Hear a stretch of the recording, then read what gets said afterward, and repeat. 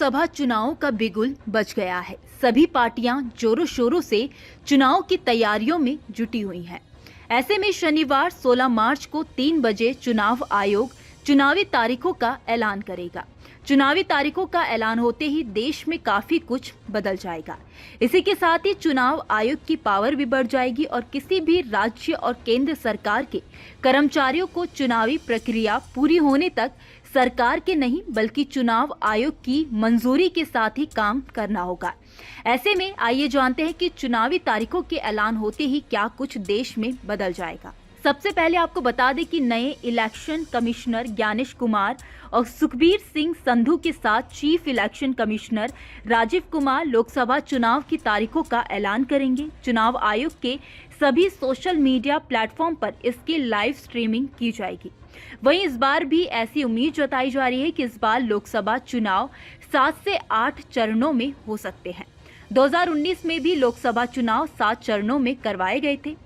जैसे ही देश में चुनावी तारीखों का ऐलान होगा, देश में मॉडल कोड ऑफ कंडक्ट यानी कि आचार संहिता लागू हो जाएगी। आचार संहिता लागू होने के बाद सरकार के सामान्य कामकाज में महत्वपूर्ण बदलाव आ जाएगा। आपको बता दें कि चुनाव आयोग ने देश में स्वतंत्र और निष्पक्ष चुनाव कराने के लिए कुछ नियम बनाए हैं। चुनाव आयोग के इन्हीं नियमों को आचार संहिता कहते हैं। लोकसभा, विधानसभा चुनाव के दौरान इन नियमों का पालन करना सरकार, नेता और राजनीतिक दलों के लिए जरूरी होता है। वहीं आचार संहिता चुनाव के परिणाम आने तक लागू रहती है। चुनावी प्रक्रिया पूरी होते ही आचार संहिता भी हट जाती है। वहीं देश में आज आचार संहिता लागू होते ही कई चीजें बदल जाएंगी। कुछ कामों की मनाही होगी तो कुछ काम जारी रहेंगे।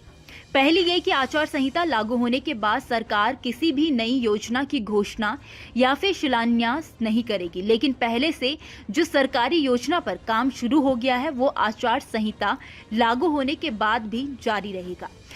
केवल सरकारी अधिकारी ही शिलान्यास या किसी भी प्रकार की योजना और परियोजना को शुरू कर सकता है। आचार संहिता के दौरान किसी भी सरकारी अधिकारी, कर्मचारी की ट्रांसफर पोस्टिंग सरकार नहीं कर सकती है। ट्रांसफर कराना बहुत जरूरी है, तब भी सरकार बिना चुनाव आयोग की सहमति के ये निर्णय नहीं ले सकती है।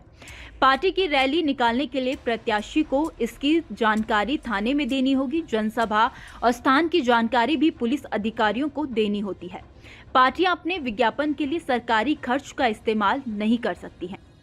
इसके साथ ही आम आदमी पर भी आचार संहिता के तहत कार्रवाई की जाएगी। यदि वह किसी नेता का प्रचार करता है तो उस पर आचार संहिता के तहत कार्रवाई होगी। इसीलिए आम जनता को भी इन नियमों को लेकर जागरूक रहना होगा। आपको ये भी बता दें कि अगर कोई भी राजनीतिक दल या उसका प्रत्याशी आचार संहिता का उल्लंघन करता है तो उसके प्रचार करने पर रोक लगाई जा सकती है। उम्मीदवार को चुनाव लड़ने से रोका जा सकता है। यही नहीं, जरूरत पड़ने पर प्रत्याशी के खिलाफ आपराधिक मुकदमा भी दर्ज हो सकता है और जेल जाने तक का भी प्रावधान है।